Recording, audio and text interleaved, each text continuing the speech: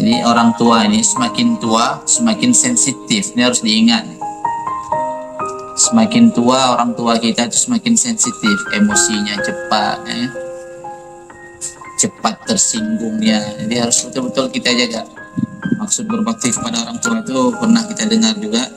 Salah satunya itu apa? Taat. Arti taat apa yang disuruh sama orang tua ini kita nurut, dengar. Kemudian khidmat kepada orang tua. Khidmat ini apa? Meringankan beban orang tua. Nah, ini khidmat kepada orang tua sebisanya. Jadi aneh ya, hari ini ada orang yang khidmat kepada gurunya habis-habisan, tapi sama orang tuanya nggak habis-habisan. Nah, ini kurang bagus juga kalau kata ulama Yaman.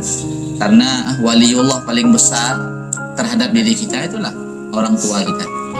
Nah, kemudian yang dikatakan berbakti kepada orang tua, taat, kemudian berkhidmat, kemudian satu lagi ini sayang kepada orang tua. Arti sayang apa? Ya, seperti mana mereka sayang kepada kita waktu kita kecil, jaga baik-baik. Dah tua mereka jangan taruh di panti jompo. Ini anak durhaka nih kalau orang tua panti jompo nih. Kalau kita dah pernah buat kayak itu, tarik orang tua simpan di rumah.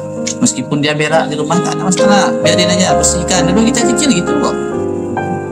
Jangan sayang sama orang tua, sayang. Begitu udah mulai pikun, cari mana tempat yang bisa kita taruh. Ini anak durhaka nih.